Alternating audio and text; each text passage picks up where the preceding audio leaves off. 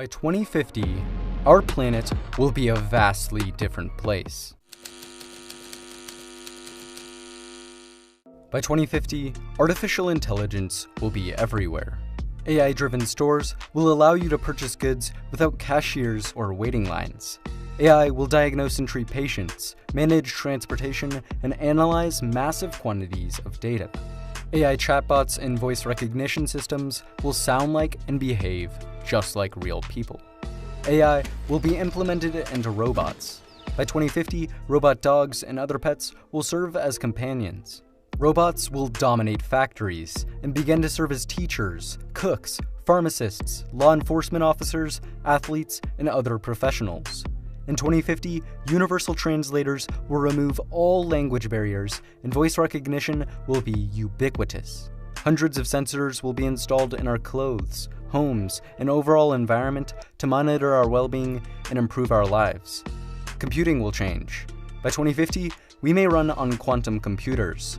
Based on the properties of quantum physics, quantum computers could deliver massive leaps in computing power, outstripping any current transistor-based models.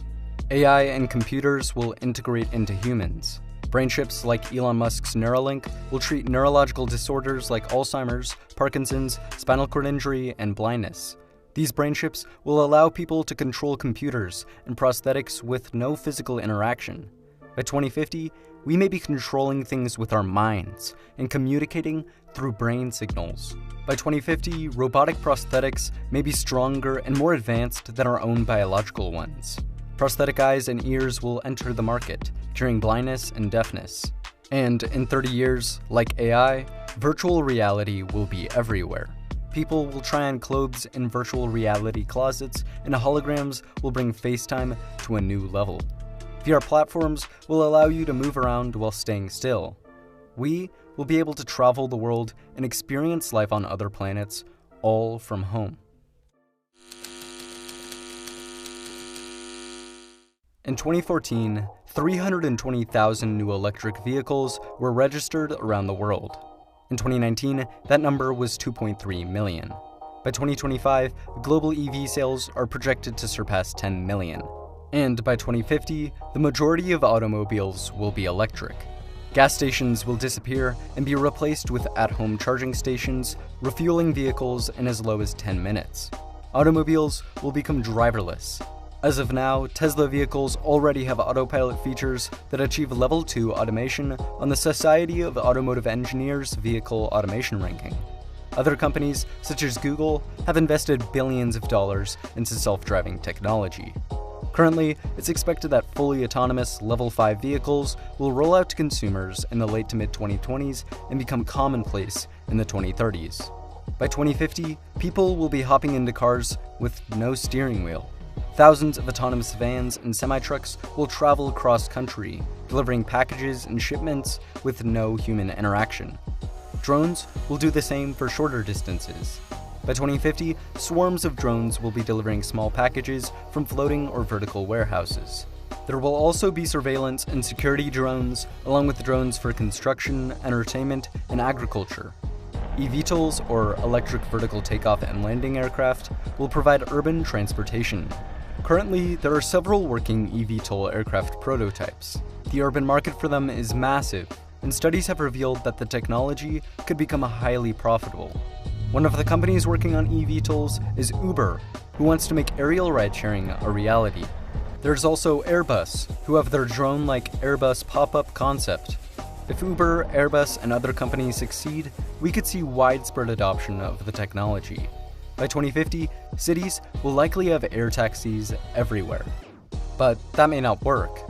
Elon Musk says that roads must go 3D, which means either flying cars or tunnels. He believes the answer is tunnels. Right now, Elon Musk's Boring Company is digging small, experimental tunnels under cities. If Musk can significantly cut down boring costs, by 2050, cities will have thousands of tunnels underneath them. Another one of Musk's brainchilds, Hyperloop, will revolutionize long-distance land transportation. Hyperloop, the idea for vacuum maglev high-speed trains, could speed up to 700 miles per hour. A trip from Los Angeles to San Francisco would be only 43 minutes long, compared to a 6-hour car ride. By 2050, Hyperloop systems will certainly be constructed, and replacing airplanes may evolve into the most popular type of long-distance domestic travel. But for travel between continents, airplanes will remain dominant. With improved batteries, we could see electric airliners take to the skies. In addition, several companies are working to bring back supersonic aircraft. These aircraft are certainly not airliners, but small-scale jets meant to carry only 10 to 100 people. By 2050, we could have Concorde-like, but safer, supersonic aircraft soaring through the skies. Or, as an alternative to airplanes, what if we traveled around in rockets? Well, Elon Musk wants to use his Starship to transport people all around the world soon. In Musk's Starship, one could travel from New York to London in only 29 minutes. Our energy system is transforming. Over the past decade, the cost of solar power has plummeted. Due to economies of scale and improved technology, the price of solar equipment has dropped by 89% since 2010. The cost for wind power has plunged as well. Due to these decreases, new solar and wind investments are usually cheaper than natural gas and coal investments. However, renewables still have one major setback: energy storage. For utility-scale systems, renewables need a way to store excess energy from windy and sunny days for cloudy and calm days. To help with this, researchers are developing new methods to store large amounts of energy. Some examples include storing energy as heat in materials, compressing air, or turning air into a liquid. Although it remains to be seen which method is best, these solutions will certainly be implemented for large-scale utility in the future. By 2050, renewables are expected to provide nearly half of all world electricity. But that's not all. As solar and wind begin to dominate the energy sector, fusion power will rise. Currently, fusion power is purely speculative. However, 35 nations are collaborating on ITER, a $20 billion project in France to test the feasibility of fusion for power generation. ITER will work by creating a fusion-powered plasma inside an experimental machine. The walls of the machine will absorb the energy, using it to produce steam that will generate electricity with turbines. ITER's first plasma is planned for December 2025. By 2050, we could have fully functional fusion power plants, operating more efficiently than any other power source in history. With NASA's Artemis program, it's planning to land humans back on the moon by 2024. SpaceX, Dynetics, and Blue Origin are all working on landers for the project. After the moon, NASA wants to send humans to Mars sometime in the 2030s. SpaceX is even more ambitious. They are developing the Starship, a rocket that they hope will send humans to Mars by 2024. Once they get there, SpaceX plans to establish a permanent colony. By 2050, Elon Musk plans to have a Martian city with as many as 1 million people. SpaceX is also developing Starlink, thousands of satellites that will provide the world's most advanced broadband internet system. Other space companies such as Blue Origin, Boeing, Lockheed Martin, and Virgin Galactic are all racing for space as well. In 30 years, we might have a permanent colony on the moon, space hotels in orbit, and humans on Mars. By 2050, our food consumption will be wildly different, mostly due to meat. Livestock contributes to 15% of human greenhouse gas emissions and uses 26% of the Earth's terrestrial surface. To feed our growing population while lowering emissions, we must move away from meat. Assisting with this are meat alternatives. Companies like Beyond Meat and Impossible Foods have obtained billion-dollar valuations, supplying the rapidly growing meat alternatives market. In addition, plant-based diets as a whole are growing in popularity. Then there's cultured meat. Cultured meat is meat produced by in vitro cell culture. It avoids the slaughtering of animals and produces very minimal emissions. By 2050, we will likely have in vitro T-bone steaks produced for the masses.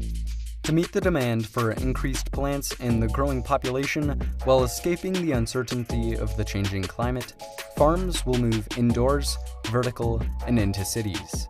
The vertical farming market is exploding. By 2050, there will be large-scale vertical farms all around the world, feeding the growing population while using very little land and water. As our food consumption transforms, biotechnology will advance. While prosthetics replace large organs, stem cells will regenerate injuries and diseases. Stem cells, which can be guided into becoming a wide variety of specific cells, will be used for therapies.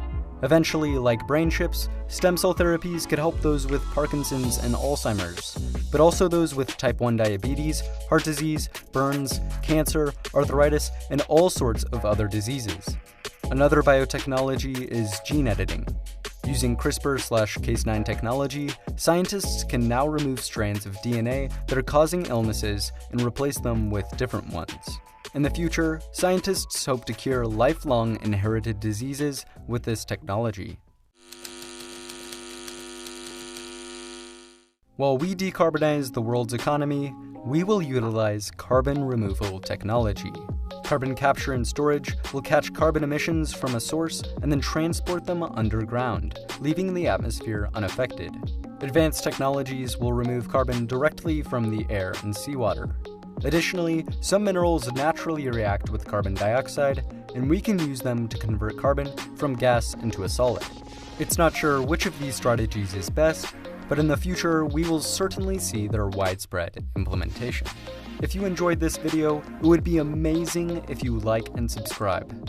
Also, remember to check out the comments and join the conversation. Thanks for watching, and see you next time.